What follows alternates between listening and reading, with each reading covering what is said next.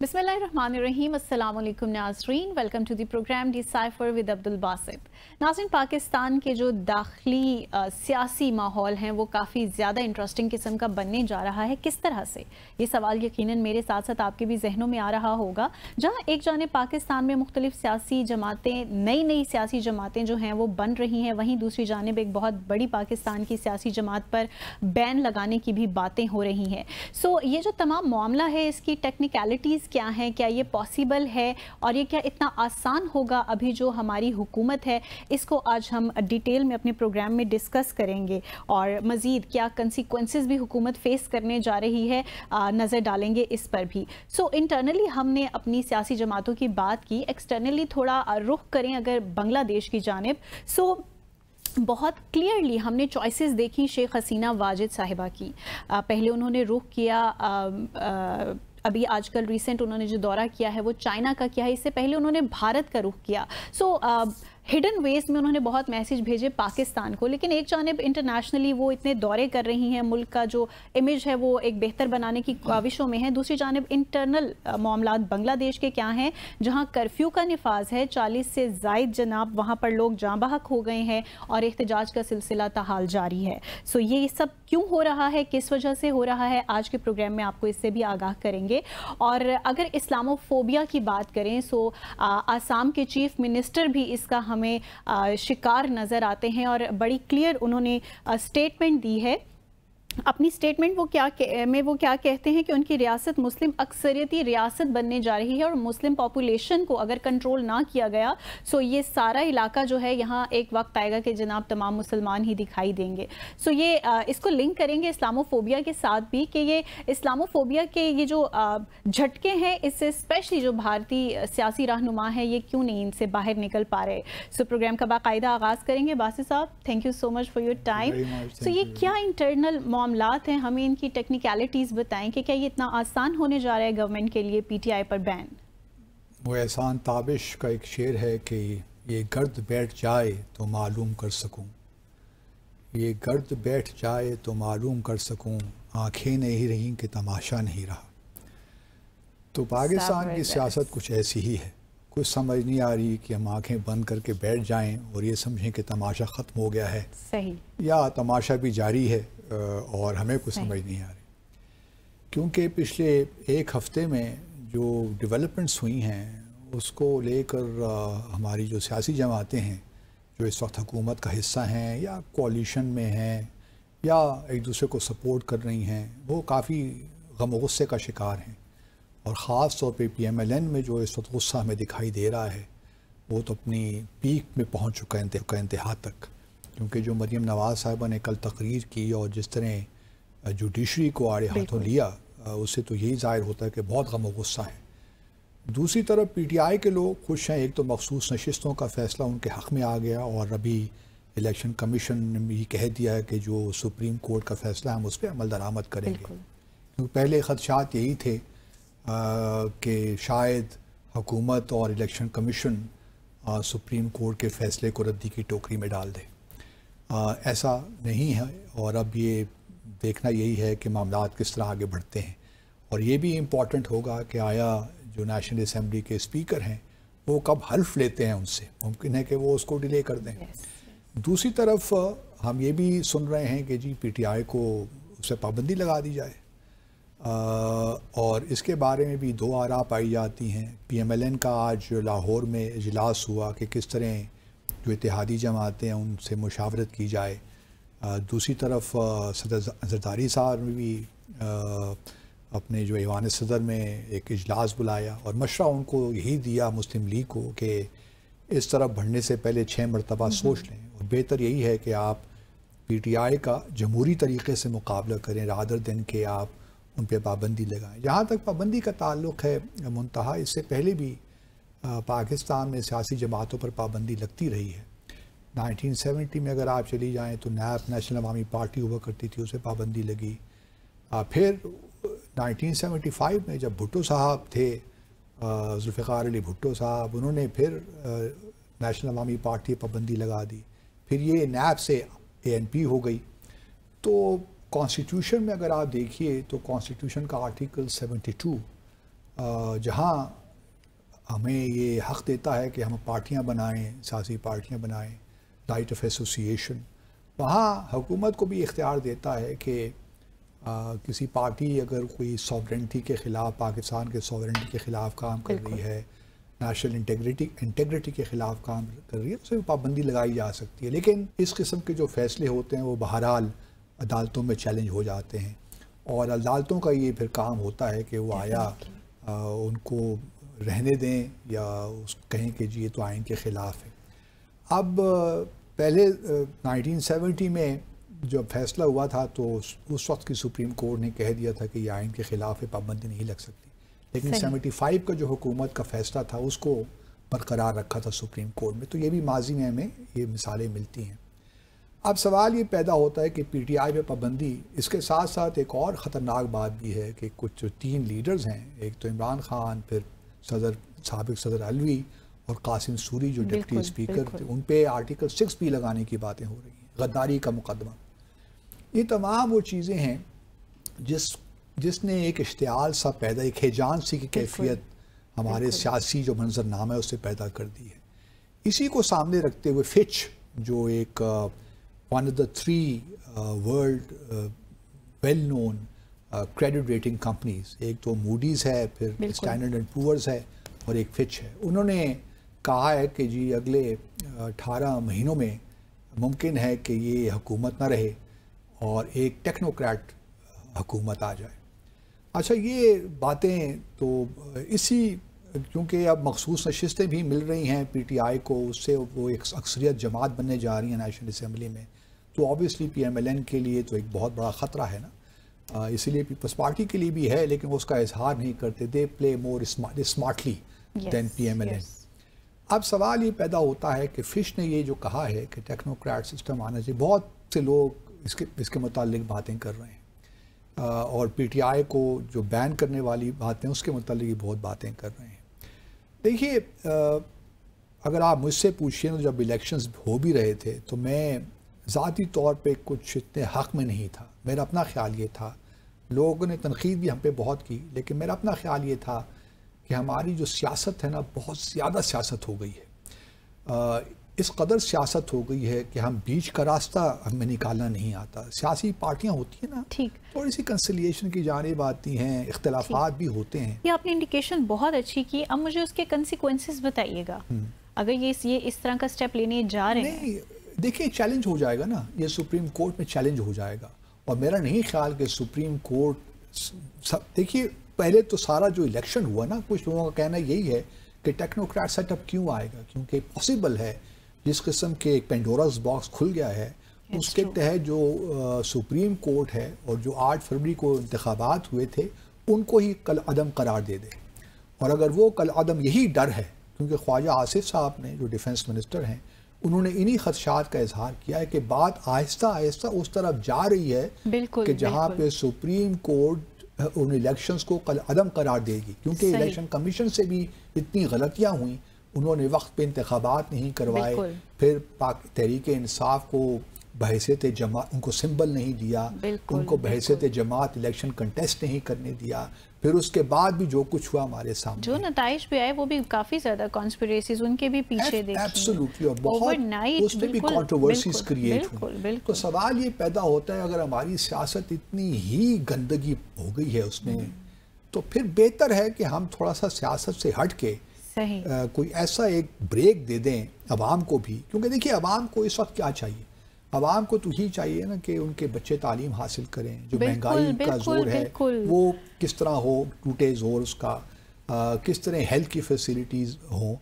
इन सियासी पार्टियों से मैं ये कहता हूँ जो इस वक्त हुकूमत में हैं और जो हुकूमत को सपोर्ट कर रही हैं, 2-3 डिसीशन तो ये ले लेना हमारे लिए, अगर इतने ही ये खैरख्वाह हैं पाकिस्तान के। एक तो IPPs का जो मामला है, इंडिपेंडेंट पावर प्रोजेक्ट्स, उनके साथ रीनेगोशिएट तो करवाएं ना। तकरीबन 2 ट्रिलियन रुपीस हम हर साल अब देने जा रहे हैं इन प्लांट्स को।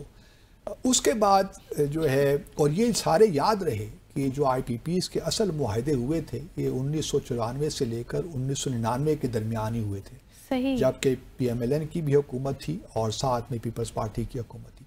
تو ان سے آپ یہ توقع رکھ سکتے ہیں ان حکومتوں سے کہ یہ IPPs کے رینیگوشیٹ کریں گے یا ان سے کوئی اس قسم کی مراعات حاصل کر لیں گے. دوسری طرف آپ دیکھیے تو SOEs جو اسٹیٹ اونڈ انٹرپرائزز ہیں، یہ دو ایسی چیزیں ہیں، وہ بھی ہمارے trillions and trillions of rupees ہمارے ان پہ سک یونٹس ہیں نا، ان نقصانات پہ جا رہے ہیں، چاہے وہ PIA ہو، چاہے پاکستان ریلویز ہو، نیشنل ہائی وے اتھارٹی ہو، آپ کوئی پاکستان اسٹیل ملز PIA کوئی بھی شعبہ اٹھا کے دیکھیے تو انہی سیاستدانوں نے ساری خرابیاں پیدا کی ہیں. Pakistan steel mills peoples party نے بے شمار لوگوں کو وہاں پہ رکھا، اوور امپلائمنٹ. PIA میں جہاں پہ ایک جہاز کے لیے ہمارے پاس 13 یا 15 جہاز اس وقت کام کر رہے ہیں سارے پورے فلیٹ میں، اس کے لیے ہر جہاز کے لیے کچھ 400 بندہ ہے، جہاں کے دنیا میں 40 سے 50 بندہ ہونا چاہیے. تو یہ بھی ساری اوور امپلائمنٹ جو ہے پیپلز پارٹی کے زمانے میں ہوئی ہے. اسی لیے پیپلز پارٹی ان دونوں کو پرائیویٹائز کرنے کے خلاف.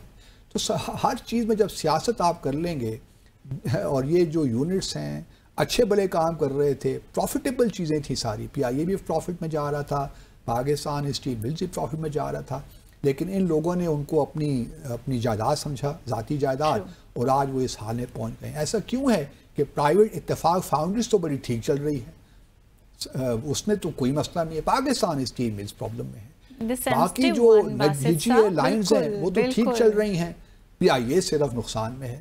تو یہ جو ہمارے ملکی ہمارے سیاسی ریاستی اثاثے ہیں، ان کو انہوں نے اپنے گھر کی باندھی سمجھا ہوا ہے. تو سارے پرابلم، تو میرے خیال میں ٹیکنوکریٹ اگر اور پھر وزیر اعظم کون ہوں گے یہ ایک الگ سوال ہے، اس کے بارے میں جہانگیر ترین کا بھی لوگ نام لے رہے ہیں. خیر وہ ایک بات کی باتیں ہیں، لیکن سوال یہ پیدا ہوتا ہے کہ وزیر اعظم جو بھی ہو ٹیم ایسی ہونی چاہیے. اگر یہ واقعی ایسا ہوتا ہے، کوئی بھی جانتا نہیں ہے، کیونکہ کچھ لوگوں کا خیال ہے کہ یہ سیٹ اپ 5 سال کام کرے گا. چلیے کرنے دیں، اس سیٹ اپ کو بھی کام کرنے دیں، لیکن کچھ ایسے ڈیسیشنز تو لینا جس سے عوام کو کوئی ریلیف ملے. یہ کیا کہ عوام بیچاری پیسی جا رہی ہے، ہر 2 دن کے بعد کوئی نہ کوئی چیز مہنگی ہوئی ہوتی ہے، قیمت بڑھا دیتے ہیں، بجلی کی یونٹ پتہ نہیں کہاں سے کہاں پہنچ گئے ہیں. ہم جو مڈل کلاس کے لوگ ہیں ہمارے لیے مشکل پیش ہو رہی ہے کہ ہم اپنے بجلی کے بل کس طرح ادا کریں. تو ایک عجیب سا تماشا مچا ہوا ہے، اور اس قدر سیاست ہو گئی ہے ہمارے ملک میں کہ اب تھوڑا سا ٹائم ہے کہ ہم ٹیمپریچر کو کم کریں اور اپنے معاشرے کو ڈی پولیٹیسائز کریں. صحیح. سو یہ ڈی پولیٹیسائز کا جو ایک میکانزم باسط صاحب نے آفر کیا ہے، اس پہ بھی یہ بہت مزیدار قسم کی بحث ہو سکتی ہے. اور یہ ڈی پولیٹیسائز ہو جانے کے بعد یہ جو سیاست دان ہیں جو آج تک ہمیں صرف تکلیف ہی دیتے آئے ہیں، ان کا کیا سٹیٹس ہو جائے گا، اس پر بات کریں گے. سو ناظرین یہاں لیں گے بریک کے بعد آئیں گے اور کنٹینیو کریں گے. Stay with us. Welcome back after the break. So Basit صاحب، ڈی پولیٹیسائز کرنے کی ہم بات کر رہے تھے. ایک جانب پاکستان میں سیاسی یہ حالات ہیں، دوسری جانب اگر ہم روانڈا کی جانب رخ کریں، سو 99% ووٹ ملے ہیں پال کگامے کو، اور مسلسل 4تھی مرتبہ وہ انہوں نے صدارتی انتخاب جو ہے وہ جیت لیا ہے. خدا کرے کہ منتہا ہمیں بھی کوئی ایسے سیاستدان مل جائیں جو کہ ہمارے ملک کی تقدیر بدل دیں. مطلب مجھے یاد ہے 1990 اور 94 کے درمیان روانڈا میں کیا حالات تھے. مطلب باقاعدہ سول وار تھی ہوٹوز اور ٹوٹیز کے درمیان، اور تقریباً 10 لاکھ کے قریب لوگوں کو مارا گیا. اور اس کے بعد 1994 میں سول وار ختم ہوتی ہے، یہ پال کگامے آتے ہیں، 2000 میں الیکشنز ہوتے ہیں، 2002 میں. اس کے بعد سے پال کگامے جو ہیں انہوں نے روانڈا کا نقشہ ہی تبدیل کر دیا. مطلب یہ ہے کہ انہوں نے ٹف ڈیسیشنز لیے اور لوگوں نے اعتماد کیا. آج بھی دیکھیں جس طرح آپ نے کہا 98-99% ان کو ووٹ ملا اس الیکشنز میں.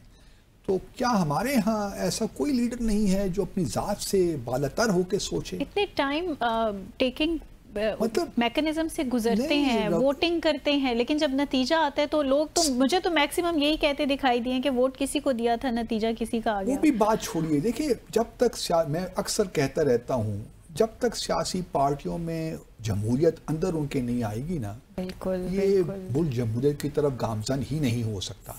اپنی پارٹیوں میں تو آپ نے اپنی فیملیز کو اپنی بادشاہت بنایا ہوا ہے، اور آپ ملک میں جمہوریت کی باتیں کرتے ہیں. اس میں یہ تو جمہوریت اتنا تضاد ہے. ہمارے جو سیاسی لیڈرز ہیں ان کا مزاج ہی نہیں ہے جمہوریت کا. سچی بات یہ ہے، وہ وہی بات لوگوں سے سننا چاہتے ہیں جو ان کو پسند ہے. آپ تھوڑا فیوڈلزم ہے، آپ تھوڑا سا ان سے اختلاف کریں تو وہ آپ کو ایک سائیڈ لائن کر دیں گے. ہم نے تو خود یہ ایکسپیرینس کیا، مجھے معلوم ہے ان چیزوں کا. صحیح. تو سوال یہ پیدا ہوتا ہے کہ جب ہمارا اپنا مائنڈ سیٹ ہمارے سیاستدانوں کا تبدیل نہیں ہوگا، جب تک وہ جمہوری انداز سے سوچیں گے نہیں. صحیح. اور جمہوریت تو یہ پاکستان میں تو جمہوریت ایک فراڈ ہے میرے حساب سے، سچی بات. میں سوری یہ لفظ استعمال کر رہا ہوں، لیکن جب تک انٹرا پارٹی جمہوریت نہیں آتی، چاہے پی ٹی آئی کا بھی یہی حال ہے. بالکل. پی ٹی آئی میں کوئی انٹرا پارٹی جمہوریت نہیں چلی، وہ ڈائنسٹک پارٹی نہیں ہے.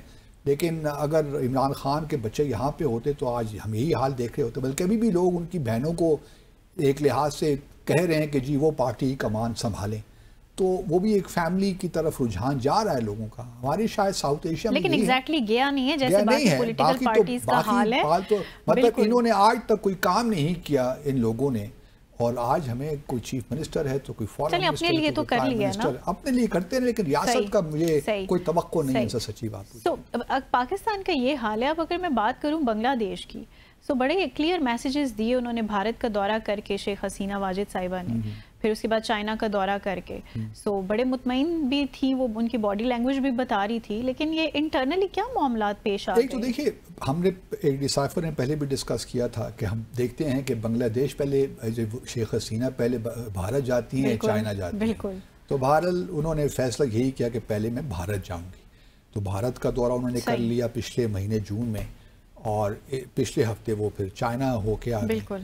اب اس وقت جو معاملات ہیں وہ ایک کوٹا سسٹم ہے جس میں وہ 30% کے قریب انہوں نے ریزرو سیٹس رکھی ہوئی ہیں ان لوگوں کے لیے جو فیملیز ہیں، اولاد ہیں، بچے ہیں، جو فریڈم فائٹرز مکتی بہانی تھے نا، ان کے بچوں کے لیے 30% کوٹا رکھا ہوا ہے. اب اس کے خلاف جو یونیورسٹیز میں اسٹوڈنٹس ہیں انہوں نے بڑا احتجاج شروع کر دیا، اور کافی صورتحال گمبھیر ہے اس وقت بنگلہ دیش میں. 40 سے قریب آپ نے کہا اسٹوڈنٹس جہاں بھاگ بھی ہو گئے ہیں، کرفیو بھی لگ گیا ہے. اب اس ساری صورتحال کو اگر آپ بنگلہ دیش کی دیکھیے تو بھارت اس کو ایک دوسرے نقطہ نظر سے دیکھ رہا ہے. بھارت کا یہ خیال ہے کہ یہ انسٹیگیٹ کیا گیا ہے تاکہ شیخ حسینہ کی حکومت کو کمزور کیا جائے. اس کی وجہ یہ ہے کہ شیخ حسینہ جو ہیں، اور اس میں کوئی ایکسپلینیشن وہ دے نہیں پائے. ایک طرف وہ امریکہ کو الزام دے رہے ہیں کہ امریکہ شیخ حسینہ پہ پہلے ہی بڑا پریشر ڈال رہے ہیں، کیونکہ شیخ حسینہ کا جو الیکشن ہوا تھا اس سال کے شروع میں انہوں نے ایکسیپٹ نہیں کیا اس کے ریزلٹ. ان کا کہنا یہ تھا کہ اس میں بہت زیادہ ریگنگ ہوئی ہے.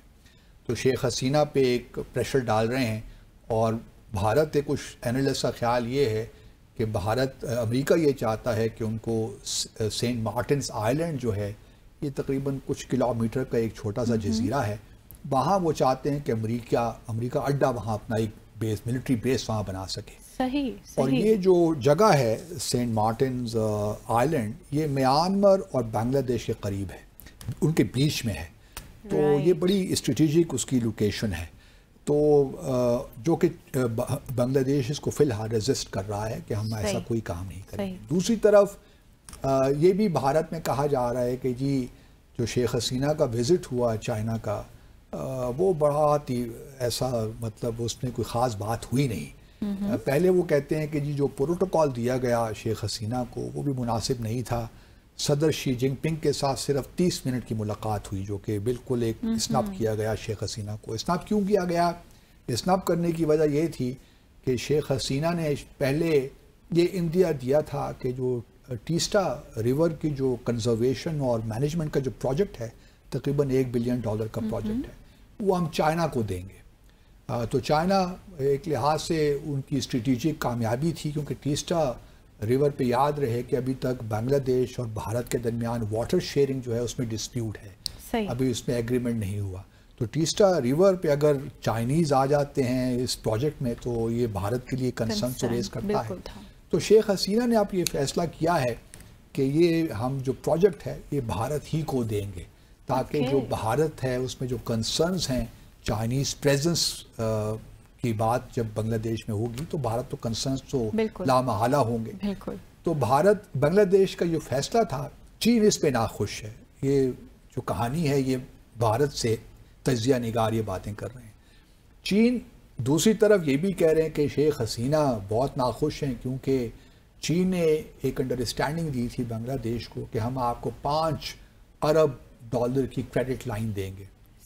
اور جب شیخ حسینہ گئیں چائنا تو ان کا خیال یہی تھا کہ اس پہ کچھ ایگریمنٹ ہو جائے گا یا کچھ MOU سائن ہو جائے گا، لیکن چین نے اس سے بھی مطلب وہ جو انڈرسٹینڈنگ تھی اس پہ عمل نہیں کیا، اور تقریباً $150 ملین کی کوئی کریڈٹ لائن آفر کر دی، جو کہ اور پھر اسی وجہ سے بھارت میں یہ لوگ کہہ رہے ہیں کہ شیخ حسینہ کا جو وزٹ تھا 4 دنوں سے انہوں نے اس کو مختصر کر کے 3 دن کے بعد وہ واپس آ گئی، اتنی ناخوش تھی شیخ حسینہ۔ صحیح۔ اب ایک طرف تو یہ بات کر رہے ہیں نا کہ چائنا کے ساتھ ناراضگی ہے، دوسری طرف یہ کہہ رہے ہیں کہ امریکہ پریشر ڈال رہا ہے، تو یہ باتیں سمجھ نہیں آتی کہ یہ بات ہے کیا۔ دیکھیے بنگلہ دیش، شیخ حسینہ، یہ بھی ایک اللہ تعالیٰ کا کوئی اپنے ایک کرامات ہیں کہ مکتی بہانی کا بہت شور مچاتے تھے، فریڈم فائٹرز سو کالڈ کوٹ آن کوٹ، اس کی باتیں کرتے تھے۔ آج وہی بنگلہ دیش کی عوام انہی مکتی بہانی کی اولاد کے خلاف اٹھ کھڑی ہوئی ہے،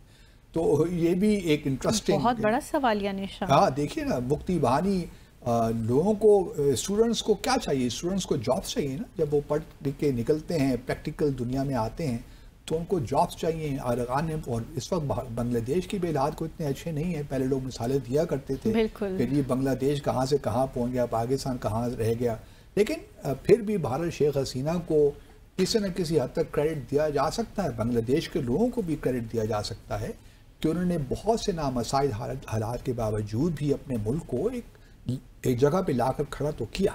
وہ الگ بات ہے کہ پھر IMF کا پروگرام بھی ان کو لینا پڑا، اور ابھی وہ کریڈٹ بھی لینا چاہتے ہیں دنیا بھر کے، لیکن یہ بات ضرور ہے کہ شیخ حسینہ کا بہت ایک طویل ہو گیا ہے معاملہ۔ الیکشنز میں BNP، اگر بنگلہ دیش نیشنلسٹ پارٹی کو اگر آپ دیکھیں یا جماعت اسلامی کو اگر آپ وہاں دیکھیں تو انہوں نے BNP نے تو خیر پچھلے الیکشن میں حصہ ہی نہیں لیا، بائیکاٹ کیا۔ وہ کیوں بائیکاٹ کیا؟ ان کے خیال میں یہ کہ اگر ہم وہ حصہ لیتے بھی تو ریزلٹس یہی آنے تھے جو کہ ابھی بھی آئے ہیں۔ تو شیخ حسینہ نے اپنا ہولڈ بڑا مضبوط کر رکھا ہے، وہ اب وہ بھی جمہوریت اسے اس معنی میں جمہوریت نہیں کہہ سکتے، وہ بھی ایک اتھارٹیرین رول ہو گیا ہے، کیونکہ جب دیکھیں نا ایک شخص پال کگامے نہیں ہے Sheikh Hasina, let's be honest about it, کیونکہ اگر پال کگامے ہوتی تو شاید یہ حالات وہاں پہ نہ ہوتے۔ بالکل بالکل۔ روانڈا کو بار بار ہم اس لیے بات کر رہے ہیں کہ ایک ایگزامپل روانڈا کی ہے، دوسری جانب اگر آپ دیکھیے پاکستان جیسا ملک بھی اس وقت ہم ایک سیاسی ابتری کا شکار ہیں، دوسری جانب مجھے افسوس ہوتا ہے کہ سوڈان جیسا ملک جس نے کئی دہائیوں سے لگتا ہے کہ امن آیا ہی نہیں، اور ابھی بھی سول وار ہو رہی ہے، وہ آرم فورسز کے درمیان اور جو پیراملٹری فورسز ہیں، ریپڈ سپورٹ فورسز، ان کے درمیان پچھلے 1 سال سے ہو رہی ہے، لوگ millions and billions of people displaced, اور کسی کو فکر ہی نہیں ہے کہ سوڈان کے اپنے لوگوں کو بھی فکر نہیں ہے کہ ہم کیا کر رہے ہیں۔ مطلب ایک لحاظ سے اتنا مطلب ایک پاور اسٹرگل اس قدر زیادہ ہو گئی ہے کہ عوام کا کوئی نہیں سوچ رہا۔ ہمارے ہاں بھی بدقسمتی سے یہی حال ہے اس وقت کہ ہمارے سیاستدان بھی اس قدر الجھ گئے ہیں اپنے ویسڈ انٹرسٹ میں کہ ان کو یہ خیال نہیں آتا کہ عوام کے لیے کیا مشکلات ہیں، ریاست کو اس وقت کون سے چیلنجز ہیں۔ ایک طرف افغانستان کا معاملہ آپ کے ساتھ، بنو میں جو کچھ ہوا اس کا آپ کو دیکھیے کیا مسائل کیا ہیں، TTP کس طرح ایکٹیو ہو گئی ہے، کس طرح وہ حملے کر رہی ہے، جو خوارجیز ہیں کس طرح پاکستان کو نقصان پہنچا رہے ہیں، افغانستان کے ساتھ معاملات آپ کے گڑبڑ ہیں، بھارت کے ساتھ ایشوز آپ کے چل رہے ہیں، اکنامکلی سی پیک کے بارے میں چائنا کے بڑے تحفظات ہیں، امریکہ میں الیکشنز ہونے جا رہے ہیں، کیا معلوم ٹرمپ آ جائیں، کوئی بھی آئے گا، آپ کے تعلقات وہاں پہ بھی بڑے مایوس کن حالات جا رہے ہیں۔ باسی صاحب، ایشوز کو بندہ تب ایڈریس کرتا ہے جب ان ایشوز کا نا بخوبی ادراک ہو۔ اب ادراک I think یہاں پہ ہمارے جو پولیٹیشنز بیٹھے ہیں ان کو ادراک ہی نہیں ہے کہ نہیں، ادراک کیا، ایک نیا شوشہ چھوڑ دیا نا ہم نے۔ پہلے 48 ایمبیسڈرز ایٹ لارج کی بات کی تھی، آج ایک نیا قصہ سننے میں آ رہا ہے کہ جی حکومت تھنک ٹینکس بنا رہی ہے ہر منسٹری میں۔ وہ خدا کا خوف کریں، مطلب آپ نے ایک تو بیوروکریسی رکھی ہوئی ہے ماشاءاللہ، اس کے بعد جو ہے تھنک ٹینکس، آپ اسلام آباد میں کم تھنک ٹینکس، انہیں کو آپ تھوڑا سا ری آرگنائز کر لیجئے، تھوڑا سا ان سے کام لیجئے، اگر آپ مطلب پروڈکٹیوٹی آ سکتی ہے، مطلب کتنے آپ اسٹرکچرز بنائیں گے، ہیو اے ہارٹ پلیز، کتنے اور پیسے خرچ کریں گے، مطلب پہلے ہی آپ کے ایکسپینڈیچرز آسمانوں پیسے ہیں ان کے پاس، مجھے نہیں پر شاید ہوں گے، اس لیے تو نئے تھنک ٹینکس بن رہے ہیں۔ एक 48 आपने पहले वो बनाए। ये भी वही पैसे होंगे जो आपकी और मेरी सैलरी से टैक्स कटता है। एब्सोल्युटली वही हैं, लेकिन इनको कोई एहसास नहीं। और फिर जो है मतलब फिर IMF से प्रोग्राम भी लेते हैं और फिर देखें ना, एक रिग्रेसिव टैक्सेशन का सिस्टम तो हमारे यहाँ चल रहा है ना। बिल्कुल। कोई बल्कि एक मैं वीडियो देख रहा था, वायरल, गरीब आदमी है, उसका कहना था कि जी अगर आपने सिर्फ टैक्सेस ही लगाकर हम गरीबों पर इनडायरेक्ट टैक्स ही लगाकर हुकूमत चलानी है तो काम मैं भी कर सकता हूँ। अगर यही काम, आपके पास कोई इकोनॉमिक प्लान तो है नहीं। इनको चाहिए कि पार्टीज के अंदर थिंक टैंक्स बनाएं रादर देन के मिनिस्ट्रीज के अंदर थिंक टैंक्स बनाएं। अगर आज देखिए इनके 2022 के बाद तो शहबाज शरीफ साहब ही हुकूमत करते रहे ना, उसके बाद फिर केयर टेकर सेटअप आया। अगर इनके पास कोई थिंक टैंक होता पार्टी के अंदर, इन्होंने पॉलिसीज बना ली होती, प्लान ऑफ एक्शन हमें आज दे रहे होते। आज भी वो PTI को रो रहे हैं कि जी उन्होंने 3.5 साल में बड़ा गर्द कर दिया हमारे मुल्क का। PTI वाले आते हैं तो पिछली हुकूमत को रोते हैं। ये तो रिवायत है पाकिस्तान की सियासत की। तो सवाल ये पैदा होता है कि इनकी पार्टियों के अंदर थिंक टैंक्स क्यों नहीं है जो ये काम करें जब वो अपोजिशन में होती हैं, ताकि जब वो हुकूमत में आएँ तो ये हम अमल इख्तियार करेंगे। अब देखिए इन सब के मैनिफेस्टो जो इलेक्शन के इनके मंशूर हैं वो उठा के ले आइए। सही। हराम हो किसी एक चीज पे अमल दरामद हो। अभी तो कहते हैं नैप को हम खत्म कर देंगे, वो बात अब कोई नहीं करता। हम 200 यूनिट फ्री दे देंगे, 300 यूनिट फ्री कर देंगे। वो कहाँ है सारी यूनिट? उधर तो मतलब यूनिट क्या कम करने हैं, अब तो वो और मजीद महंगाई होती जा रही है। तो इसलिए बांग्लादेश को देखिए, बांग्लादेश का भी यही अब मामला हो रहा है, क्योंकि एक लिहाज से बांग्लादेश के सियासी कल्चर में भी इनर्शिया आ गया है। एक लीडर है जो कई सालों से अब वो हुकूमत कर रही है, शेख हसीना साहिबा, उनको, और वो अब इंडिया के हाथों में खेल रही हैं मेरे ख्याल में, क्योंकि उन्होंने शायद ये फैसला कर लिया है कि इंडिया के साथ ही उनकी है। लेकिन तो पुराना वतीरा है। लेकिन चीन को वो इग्नोर नहीं कर सकती। चीन एक अहम रुकन है। वो कि अभी एक और भी बड़ी इंटरेस्टिंग ऑर्गेनाइजेशन है, कोलंबो सिक्योरिटी कनक्लेव। ये 2020 में ये एक इस्टेब्लिश हुई थी, तो उसको भी बांग्लादेश ने ज्वाइन कर लिया है। इसमें इंडिया है, श्रीलंका है, मालदीव्स है, मॉरिशस है और सेशल्स भी शायद बाद में आ जाए। तो बांग्लादेश ने उसको भी ज्वाइन कर लिया। इसी तरह बांग्लादेश BBIN जो सब रीजनल इनिशिएटिव्स हैं, बांग्लादेश, भूटान, इंडिया, नेपाल, उसका भी मेंबर है। इसी तरह बिम्स्टेक का भी मेंबर है। तो बांग्लादेश अब थोड़ा बहुत अपने आप को मैं कह सकता हूँ कि शेख हसीना के होते हुए बांग्लादेश भारत के साथ ही रहेगा, और वो ऐसा कोई काम नहीं करेगा जिसको भारत अच्छी नज़र से ना देखे या ऐसा महसूस करे कि बांग्लादेश का रुझान चीन की जानिब हो रहा है। सही। अब भारत कितना रोल प्ले कर सकता है अमेरिका और शेख हसीना के दरमियान पैचअप करने में, दिस वी विल सी। वैसे मुझे लगता है भारत इसमें कोई खास इंटरेस्ट लेगा भी नहीं हो सकता है ले, क्योंकि उनका ख्याल यही होगा ना कि बांग्लादेश को रोका जाए, चीन के असर में ना आए। तो वो भी अमेरिका के इंटरेस्ट में तो है ना। अगर अमेरिका को सेंट मार्टिन्स आइलैंड में अपने बेसिस बनाने हैं तो फिर उसको बांग्लादेश के साथ कुछ ना कुछ तो पैचअप करना पड़ेगा ना। और चीन ये नहीं चाहेगा, क्योंकि ये बिल्कुल म्यांमार और मैंने पहले कहा बिल्कुल उसके दरमियान है, तो वो चीन के इंटरेस्ट से खिलाफ जाता है, क्योंकि चीन उस तरफ भी एक कॉरिडोर बना रहा है। तो बहुत ही इश्यूज इस वक्त चल रहे हैं। और बांग्लादेश को चाहिए कुछ पाकिस्तान की तरफ भी देखे। आएंगे पाकिस्तान? नहीं, पाकिस्तान नहीं आती जब अनलेस के सार्क समिट हो और उसमें बायलैटरल विजिट फिलहाल वो नहीं। सही पॉसिबल ही नहीं है शेख हसीना वाजिद पाकिस्तान आए। बासित साहब ने तो क्लियर स्टेटमेंट दे दिया। नाज़रीन, let's take a break here. Welcome back after the break. सो बासित साहब, आसाम में तो इस्लामोफोबिया अपनी पीक पर है, पूरे भारत ही में है यार। तो लेकिन ये है कि आसाम में अफ्रेड ऑफ मुस्लिम पॉपुलेशन। और बड़ी इंटरेस्टिंग बात की है वहाँ के चीफ मिनिस्टर जो हैं, जो BJP के ही हैं चीफ मिनिस्टर आसाम में, 3 साल शायद उनको हो गए हैं। सही। उन्होंने एक अपने बयान में कहा है कि जी मुसलमानों की जो आबादी है आसाम में बहुत तेज़ी के साथ बढ़ रही है, और इस वक्त जो है तकरीबन आसाम की कुल आबादी का 40% वो हैं, अबाउट 1 करोड़ 40 लाख के करीब। सही। और उनका कहना ये है कि जब हमें आज़ादी मिली थी 1947 में, तो आसाम में मुसलमानों की आबादी तकरीबन 12% थी, जिस तरह मैंने पहले कहा 40% बकौल उनके हो गई है। और अगर इसी रफ्तार से मामला जारी रहे तो कुछ بعید نہیں ہے کہ اگلے 10-15 سالوں میں بھارت آسام میں مسلمان اکثریت میں ہو جائیں تو ان کو بڑا کنسرن ہے. انہوں نے کہا ہے کہ میرے لیے لائف اینڈ ڈیتھ کا مسئلہ ہے اور یہ میں ہونے نہیں دوں گا.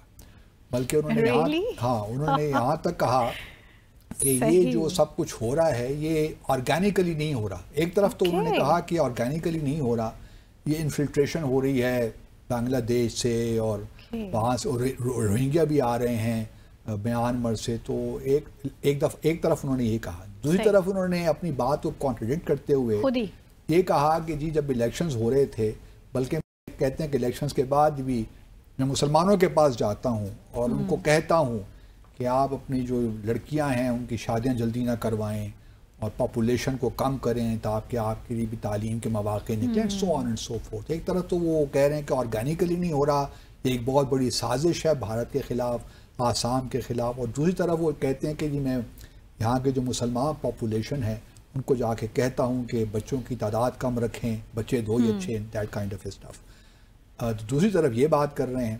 اچھا وہ ساتھ میں ایک اور بات بھی کریں وچ از ویری انٹرسٹنگ. وہ کہتے ہیں کہ صرف آسام کا معاملہ نہیں ہے, یہ بلکہ پورے بھارت کو پریشان ہونا چاہیے کیونکہ یہ معاملہ ویسٹ بنگال میں بھی ہے کیونکہ وہاں بھی مسلمانوں کی آبادی تقریباً 30% سے زیادہ ہے. اسی طرح جھارکھنڈ میں بھی یہ معاملہ ہے, وہاں بھی 36-35% مسلمان ہو گئے ہیں. اور پھر دوسری طرف جو ہے بہار میں کہتے ہیں اس طرح جو ایسٹرن یہ اسٹیٹس ہیں اس میں یہ کافی سنگین معاملہ ہو گیا. اور اگر بھارت نے حکومت نے اس پہ صحیح اقدامات نہ لیے تو کچھ بعید نہیں ہے کہ اگلے کچھ سالوں میں کچھ دہائیوں میں مسلمانوں کی تعداد 200 ملین سے بڑھ کر 400 ملین تک پہنچ جائے. اسی لیے بڑے انٹرسٹنگ ڈیبیٹ چل رہی ہے بھارت میں اس وقت. اگر آپ ان کا سوشل میڈیا دیکھیے یا ٹیلی ویژن چینلز مختلف دیکھیے تو وہ کہتے ہیں کہ خدا معاف کیجیے ہمیں اکھنڈ بھارت نہیں بنانا اب کیونکہ ہمیں اب پاکستان سے کوئی دلچسپی نہیں ہے نہ بنگلہ دیش سے ہے. اگر بنگلہ دیش کے اور پاکستان کے شامل کر لیں تو یہ تقریباً بھارت کی آبادی کو 700 ملین مسلمانوں میں مشتمل ہو جائے گی. اقلیت اکثریت میں بدل جائے گی. تو یہ تو ہمارے لیے اور مصیبت بن جائے گی. تو ہمیں تو دور ہی رکھیں اکھنڈ بھارت سے. یہ باتیں وہاں پہ ہونا شروع ہو گئیں. سوال یہ پیدا ہوتا ہے کہ اس قدر اسلاموفوبیا وہاں پہ موجود ہے. میں یہ بات کسی حد تک سمجھ سکتا ہوں کیونکہ اگر ہمارے ہاں بھی ایسی بات ہوتی کہ مسلمانوں کی تعداد یا ہندوؤں کی تعداد مسلمان ہمیں اقلیت میں ہم ہو جاتے تو کنسرن تو ہوتے ہیں. لیکن ایز اے ریاست یہ خوشی کی بھی بات نہیں ہے. خوشی کی بات تو دیکھیے اب پاکستان میں بھی کہ شاید اقلیتیں اتنا سیف محسوس کرتی ہیں کہ ان کی پاپولیشن اتنی زیادہ بڑھ رہی ہے. اقلیتیں دیکھیں مسلمان میرا خیال بھارتی مسلمان اب تھوڑا جاگ گیا ہے. پہلے تو یہ تھا ذرا کہ مطلب ابھی بھی بہت حالات خستہ ہیں مسلمانوں کے, بھارتی مسلمانوں. صحیح. لیکن انہوں نے ایک راستہ اپنا اختیار کر رہے ہیں میرے خیال میں جہاں ان کو یہ لگتا ہے کہ اب ہمارے شاید یہی راستہ ہے کہ ہم اپنی آبادی کو بڑھائیں. دوسری طرف ایک اور بڑا انٹرسٹنگ سچویشن ہو رہی ہے. ایک توقیر رضا صاحب ہیں جو کہ بریلی میں اتر پردیش میں ایک شہر ہے, وہاں سے ان کا تعلق ہے. انہوں نے پچھلے دنوں کلیم کیا کہ مجھے 23 ہندو جس میں سے 15 خواتین تھیں اور 8 نوجوان 15 لڑکیاں تھیں اور 8 لڑکے, انہوں نے مجھے خط لکھے ہیں بلکہ کہ ہم مسلمان ہونا چاہتے ہیں اور پھر ان میں سے کچھ 8 شادیاں بھی کرنا چاہتے ہیں. تو ہم چاہتے ہیں کہ ہمیں میس ایک لحاظ سے ایک آپ اس کو ایک تقریب کا رنگ دیں اور ہم اس تقریب میں مسلمان تو ہو چکے ہیں لیکن وہ چاہتے ہیں کہ ان کی شادیاں بھی اس طرح ہوں. تو پھر یہ باقر جو رضا صاحب ہیں توقیر رضا صاحب, انہوں نے پھر یہ کیا کہ 21 جولائی کو, آج یا کل 21 جولائی ہے نا, تو انہوں نے کل کی رکھا کہ جی ہم یہ کرنے جائیں گے. اس کے بعد اتر پردیش حکومت جو ہے وہ ایکشن میں آئی. بریلی کی جو ایڈمنسٹریشن تھی انہوں نے ان کو اجازت نہیں دی کہ آپ یہ نہیں کر سکتے. اس سے پہلے ہم نے بات کی چیف منسٹر آسام کی, ان کا خیال تھا کہ ڈیموگرافی تبدیل ہو رہی ہے. بالکل یہ تو باتیں ان کو آتی ہیں لیکن جو جموں اور کشمیر میں یہ کر رہے ہیں, مقبوضہ جموں اور کشمیر میں جو 35A انہوں نے نکالا اور جو سبجیکٹ لا تھا 1927 کا, پاکستان اور بھارت کی آزادی سے پہلے کا, مہاراجہ ہری سنگھ کے زمانے کا, जिसमें ये कहा गया था कि कोई नॉन कश्मीरी यहाँ पे आकर सेटल नहीं हो सकता। सही। तो 35A को आपने ख़त्म किया और आपने तकरीबन 40 लाख भारतीय बाशिंदों को डोमिसाइल दिए कि आप मकबूजा जम्मू और कश्मीर में आकर सेटल हों। वहाँ पे आप डेमोग्राफी तब्दील कर रहे हैं, उसका आपको ख्याल नहीं है। और यहाँ पे तो भारत के अपने बाशिंदे हैं यार, अगर वो उनकी आबादी ऑर्गेनिकली बढ़ भी रही है तो आपको क्या मसला है? ये तो आप कुछ और उनके लिए बंदोबस्त कीजिए ना, उनकी एजुकेशन पे इन्वेस्ट कीजिए, उनको तालीम दीजिए ताकि मुसलमान भी अपने आप को इकोनॉमिकली एम्पावर्ड करें। वो तो आपका राइट है, उनका राइट है। लेकिन ये एक दोगली जो पॉलिसी है ना भारत की, ये भी अल्लाह बचाए इनसे। मतलब एक तरफ तो ये बिस्वा शर्मा साहब ये शोर मचा रहे हैं और दूसरी तरफ जम्मू और मकबूजा जम्मू और कश्मीर में इस किस्म के हालात पैदा किए जा रहे हैं कि वहाँ भी जो तनासुब है मकबूजा जम्मू और कश्मीर आबादी को उसको तब्दील किया जाए। उसकी वजह क्या है कि इवेंचुअली देखें ना, अभी भी स्टेट इलेक्शंस पता नहीं होते हैं नहीं होते, क्योंकि भारत की सुप्रीम कोर्ट ने तो ये कहा हुआ है कि सितंबर से पहले आप मकबूजा जम्मू और कश्मीर में इलेक्शंस करवाएं। सही। अब अगर इलेक्शंस होते हैं जम्मू में तो लगता है कि बीजेपी शायद जीत ही जाए, लेकिन 90 अगर सीटें हैं तो कश्मीर वैली में तो मुमकिन नहीं है कि वो जीत पाएंगे। उनको तो शायद बुरी तरह शिकस्त होगी। जो हमने लोकसभा के इलेक्शन में देखा कि वैली में किस तरह बुरी तरह शिकस्त हुई, उन तमाम लोगों को, पीडीपी भी, महबूब मुफ्ती की पार्टी को भी, नेशनल कॉन्फ्रेंस को भी, और जो बीजेपी की प्रॉक्सीज थी उनको भी। तो कश्मीर के लोग जो हैं वो बेशक आप उनको मजालिम करते रहें, उन पे स्टेट टेररिज्म अनलीश करते रहें, लेकिन उनके हार्ट्स और माइंड्स पाकिस्तान के साथ धड़कते हैं, इसके बारे में हमें कोई शुबा नहीं है। ये अलग बात है कि पाकिस्तान इस वक्त सोया हुआ है, उसकी भी कश्मीर पॉलिसी कोई है नहीं, बट हमने भी एक लिहाज से छोड़ ही दिया है। तो मैं दुआ करता हूँ कि जहाँ हमें मतलब इस किस्म की भी जो स्टेटमेंट्स मिलती हैं आसाम के चीफ मिनिस्टर जैसी, वो ये स्टेटमेंट भी आती रहेंगी, क्योंकि ये इस्लामोफोबिया जिस तरह आपने कहा उनके जहनों में है, और मुसलमानों को तो वैसे ही वो they look down upon them. सच्ची बात सही। अच्छा बासित साहब, मुझे बताएं कि इजराइल हो, अमेरिका हो, भारत हो, इनकी जितनी ये एग्रेसिवनेस है, ये it's towards Islamophobia, it's due to, it's the जो मेन रूट कॉज है, दैट्स द इस्लामोफोबिया। देखिए, अमेरिका का ज़रा मामला मुख्तलिफ है। अमेरिका एक मेल्टिंग पॉट है, अमेरिका मल्टी कल्चरल सोसाइटी है, वहाँ से दुनिया भर से लोग आए हुए हैं, और मुसलमान एक ताकत रखते हैं वहाँ पे, और वक्त के साथ साथ हुकूमत बदलती है, तब्दीलियाँ आती रहती हैं। वहाँ मुझे इतना मसला नहीं है इस्लामोफोबिया का। वो they can take care of themselves. वहाँ के मुसलमान पढ़ा लिखा मुसलमान है, ड्यू टू लिबरलिज्म कहें या उनके सिस्टम के अंदर ऐसी चीज़ें हैं, सेफ्टी वैल्व्स हैं जिसके तहत वो अपना दिफा कर सकते हैं। सही। उनका जस्टिस सिस्टम किसी हद तक अभी इंटैक्ट है, ठीक है, तो वो उनको वो अवेलेबल है। लेकिन यहाँ पे वो फ़लस्तीन और भारत, इसराइल और भारत का मामला अलग है। वो तो एक तरफ फ़लस्तीनियों पे और दूसरी तरफ मुसलमानों, भारत के मुसलमानों पे जो कुछ हो रहा है हमारे साथ। ठीक है। बहुत शुक्रिया बासित साहब, आपने टाइम दिया। और नाज़रीन, इसी के साथ ही आज के प्रोग्राम का वक्त यहाँ इख्तिताम पज़ीर हुआ चाहता है। मुंतहा हसन को डिसाइफर विद अब्दुल बासित से इजाज़त दीजिएगा। खुदा हाफ़िज़।